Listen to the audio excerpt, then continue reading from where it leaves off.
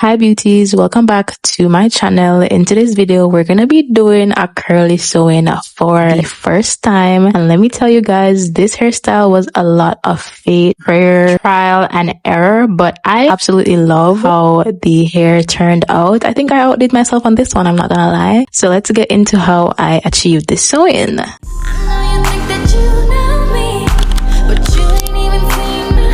So Curlsqueen sent me 2 bundles of their curly hair wefts in 20 inches. All the details for this hair will be in the description box below, but as you can see, the texture is given and I was really impressed with the quality of the hair. They also sent me this little package with a defining brush and a bonnet, which I definitely used. And you're also going to need this curved needle and thread. This is the braid down pattern that I came up with after watching a bunch of curly sewing tutorials. I literally just braided my hair back and left my leave out because I wanted to do a middle part and also a flip over situation. To get started, I separated the hair. I knew for the back I was going to do single wefts just because I didn't know how much hair I would need to cover my entire head. I didn't want to double weft it and end up not having enough hair. As I said, this was my first sewing, so this was a bit of trial and error. I was low-key crashing out because nothing was working, but if you know how to sew, if you have basic knowledge of sewing, it will get easier. The main pain point for me was when it came to starting sewing the track into the braids, but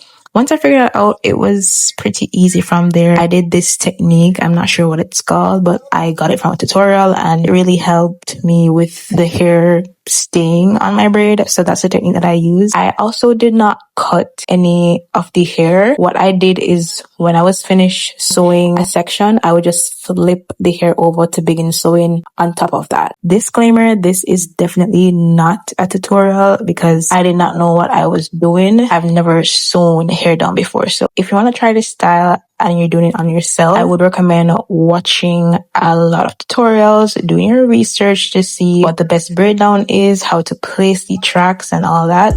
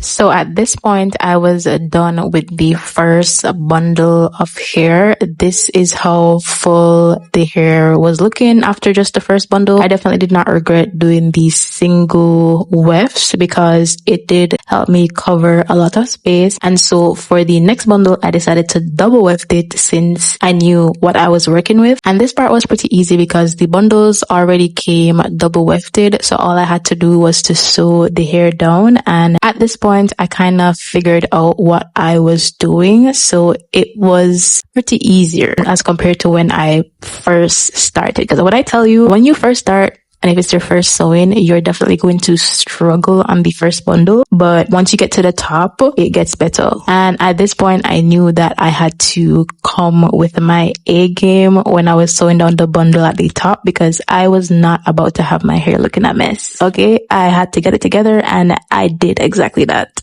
I literally tried my best to fit the hair in any available space just to avoid cutting it, because I will be using this hair again, and I think for my second time it will be a lot easier. The braid down that I did also with the 2 anchor braids where the middle part was a genius idea, because it really helped me to finish off the sewing, and at the top I got a really flat finish instead of something very bulky, which would not have looked, you know, good, since I wanted to do a middle part. So yeah, if you copy anything from the braid down that I did, if you're doing a middle part, ensure that you do the anchor braid kind of crisscross situation that I showed. You can scroll back to see it, but I think that's a really good idea if you want to keep the hair flat in the center. This is what my hair was looking like after I was done sewing the tracks. All 2 bundles, the hair is pretty full. We're gonna work to define the curls because I really wanted to see how the hair looks defined. So we're gonna get into that. But first, let's just take a moment to admire this afro look that we have going on. The 2 bundles are definitely very full. It's very soft, and if this is your vibe, you can definitely rock the hair just like this. But for me, I like a mixture of volume and definition. So let's get into how I define the curls. To define the curls, I used a combination of water, mousse, and the curl defining brush from Curlsqueen. You can also choose to use gel if you're going for a very defined flat look. But for me personally, when I use mousse by itself, it gives me that perfect combo. So that's what I did. I highly recommend when you're defining curly hair that you work in sections. It's just going to make it easier for you. To blend my hair, I start with water first. Then I go in with the brush to brush the hair out. And then I just finish up by using the mousse along with the brush again to define the curls this time, and I also like to finger coil as well.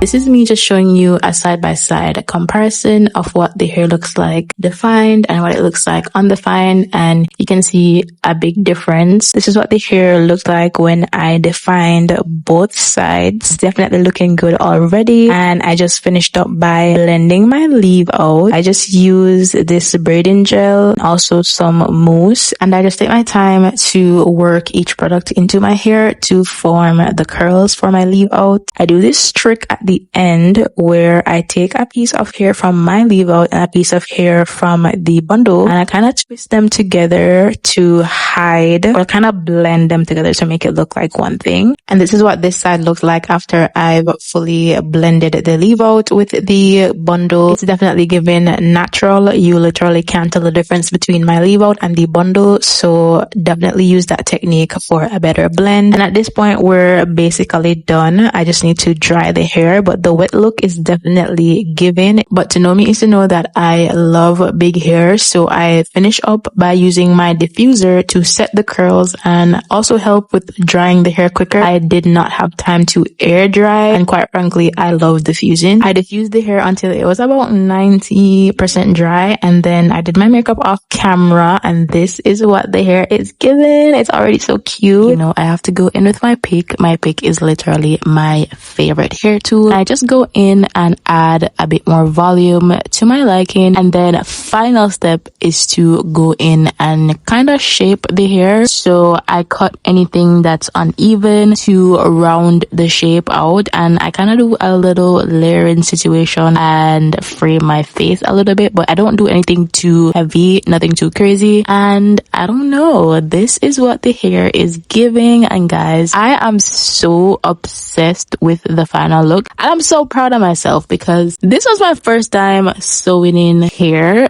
and these curly bundles are definitely giving natural hair but better. And wow, I was like so impressed when I was done, so in awe. I can't even explain, but this is the final look, guys. Let me know what you think in the comments. As always, you can let me know how I did. Let me know if you've ever tried a curly sewing on yourself. And like I said, the hair is from Curlsqueen, and I'll be dropping all the hair details in the description box below, so you can also check that out. And I'm gonna have to see you guys in my next video, but we definitely have to give a silent moment for this hair.